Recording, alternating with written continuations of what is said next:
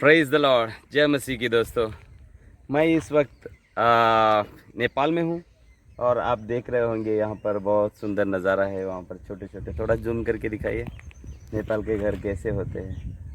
ठीक है, लकड़ी के होते हैं। They made out of wooden, out of would. आप देख सकते हैं कि ये लकड़ियों से बनाए हुए बहुत छोटे छोटे घर है। पर एक बात है कि यहाँ पर हमने बहुत आनंद उठाया, क्योंकि ये पहाड़ी में जो रहा करते हैं लोग यहाँ पर, और हम जैसे हमारे सिटी का लाइफ जैसा इनका नहीं होता है। हम कल लगभग आज सुबह से लेकर लगभग 30 किलोमीटर हम लोग पहाड़ में चल कर आए। और आप वहाँ पर देख सकते हैं, वहाँ पर जो पीछे पहाड़ के ऊपर भी घर बना हुआ है। और ज़्यादातर यहाँ पर नेपाल में जो है पहाड़ के ऊपर घर लोग बनाए हुए हैं। और इतना ऊंचाई से, कभी कभार मुझे पास्टर कह रहे थे कि कभी कभार नमक के लिए उनको एक दिन चल कर आना पड़ता है। इतना डिफ़िकल्टी का जीवन जीना चाहते हैं, लेकिन वो एक इंडिपेंडेंट लाइफ जीना चाहते हैं, ऐसा पास्टर का कहना है। कि मैंने पूछा कि क्यों उन लोग नीचे नहीं आते, ऊपर ही क्यों रहते। लेकिन एक बात है दोस्तों, यहाँ पर बहुत सुंदर यह है कि लोग यहाँ पर हाइजीनिक खाते हैं। और मैंने पाया कि काफ़ी जगह में हर एक जहाँ कहीं भी हम गए, गांव में, जिस गांव में गए, तो उस गांव में के कम से कम 40% से लेकर 50% लोगों तक जो है प्रभु को माने हुए। वो बात मुझे बहुत खुशी लाई। और यहाँ पर सेवा करने में, हमें चलने में भी प्रभु ने यह ताकत दिया, इतना दूर, वो भी पहाड़ियों में चढ़कर। Wow, it's really amazing. Anyway दोस्तों, मैं एक नज़ारा आपको बस दिखाना चाहता था कि किस तरह से नेपाल का एक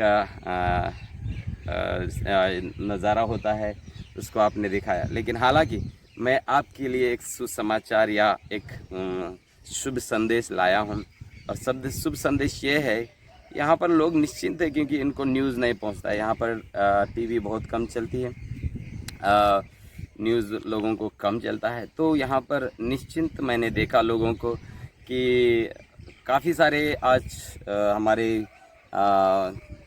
हर तरफ अगर हम देखा जाए तो हमें एक क्या नज़र आता है कि भय का वातावरण हमें नज़र आता है। और ऐसे भय का वातावरण में हम कैसे बर्ताव कर रहे हैं, यह सच बात यह है कि भय का वातावरण है। जहाँ कहीं भी देखो बैड न्यूज़ आपको सुनाई देगा।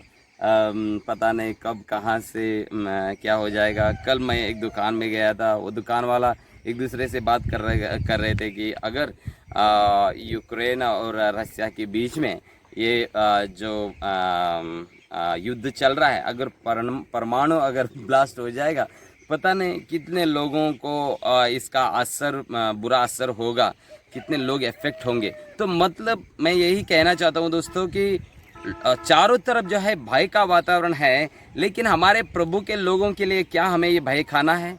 क्या हमें ऐसे जब डर के न्यूज़ आते हैं, जब हमें ये सुनाई देता कि बहुत ही डरावना न्यूज़ हमने सुना, तब हमारा बर्ताव कैसा होता है? प्रिय भाई और बहनों, प्रभु का वचन कहता है, भजन संहिता 112 का 7 पद में, मैं आपके लिए पढ़ना चाहता हूँ। वह तो सदा तक अटल रहे, वह बुरे समाचार से नहीं डरता, उसका हृदय यहोवा पर भरोसा रखने से स्थिर रहता है। हालेलुया।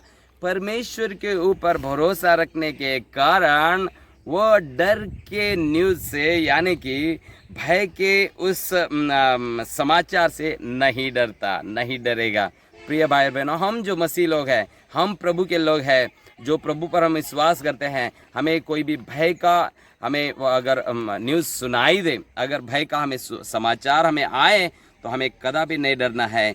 क्योंकि हमेशा हमें याद रखना है कि परमेश्वर हमारे साथ में है, वो हमें कभी नहीं छोड़ता। और चाहे हालात कैसी भी गंभीर क्यों ना हो, चाहे कितना भी डरावना वातावरण क्यों ना हो, लेकिन एक बात हमेशा याद रखनी है कि हमारा परमेश्वर पर जब भरोसा रहता है तो हमें डरने की बात नहीं है, क्योंकि यीशु मसीह कहता है कि डरो नहीं, मैं संसार के अंत तक तुम्हारे साथ में हूँ। आमीन। संसार के अंत तक मतलब 335 दिन, साल में 335 दिन जो होते हैं, 365 दिन जो होते हैं साल में, 365 बार भी यीशु मसीह का वचन, परमेश्वर का वचन हमें यही कहता है कि डरो मत, डरो मत। 365 बार जिक्र किया गया है, यानी कि हर दिन हमें प्रभु कहता है कि डरो मत। अगर उसके बावजूद भी अगर हम डर रहे हैं, इसका मतलब है हमारा भरोसा प्रभु पर नहीं, लेकिन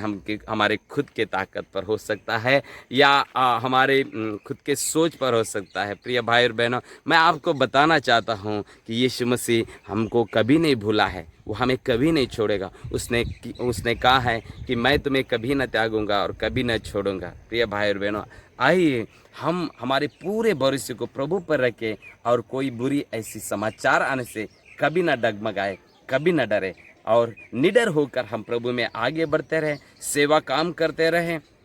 और प्रिय भाई और बहनों, हम हमारे ज़िंदगी में, व्यक्तिगत ज़िंदगी में अपने आप को हम मजबूत करते हुए मसीह की प्रेम में बढ़ते जाएंगे और परमेश्वर का भय मानकर चलेंगे। प्रभु आप सभी को आशीष करे। हमारे साथ में इस वचन में बने रहने के लिए प्रभु आप सभी को आशीष करे। नेपाल से फिर से एक बार जय मसीह। God bless you all.